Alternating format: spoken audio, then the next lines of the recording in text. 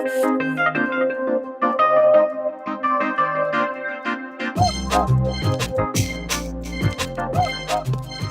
so Final Cut has come out with a great new update. For instance, you can now import 360 video and virtual reality type video and edit within that. But what I'm going to talk about today is the new color board. This new color board is very similar to what they had back in around the year 2000 when they first created Final Cut. And then when they updated to Final Cut X or 10 or whatever they call it, they got rid of the color board that they had, and they used to have this other program called Color, which I think is still on your computers, and that was a really dynamic, awesome program, but it's no longer compatible with this version of Final Cut. What they have done is they have taken and added back in the parts that they took out a few years ago, and they've also incorporated something similar to the program Color. So let me show you. So first of all, if you want to go into the color board, you can do it the same way. You just go down here and go to your color inspector, or they've added another icon up here where you can click right here and go to your color board.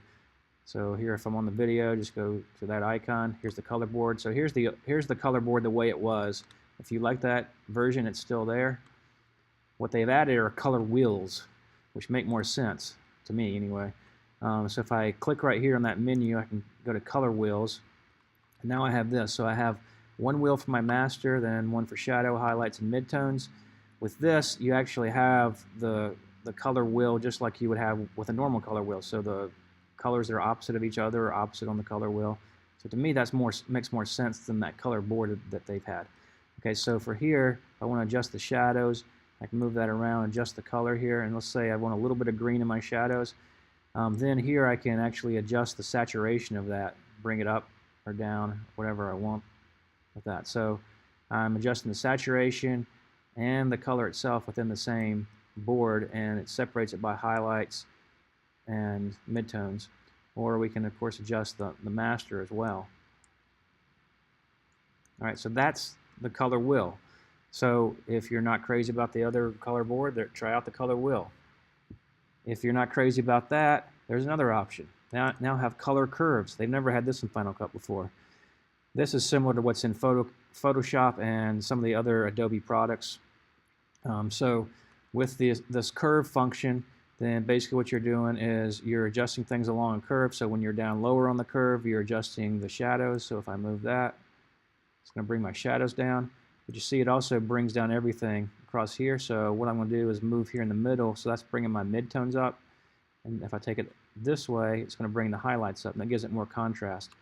So that's basically what you're wanting to do with your video when you've shot in the cinema style on the Canon camera, is to add an S-curve like that. So you can either do it through the curves, or you can do the same kind of function here as well. So let's go back to that a second. And within that curves, you can also do it by red, green, or blue colors as well.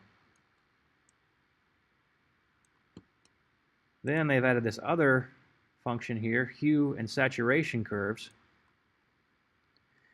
And with hue and saturation curves, this was something that existed within the program Color.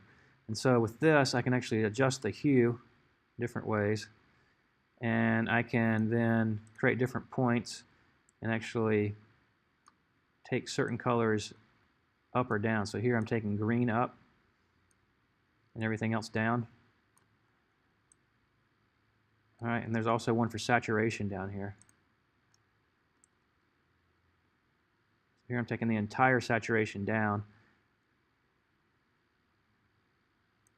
Or I can also create little points here as well.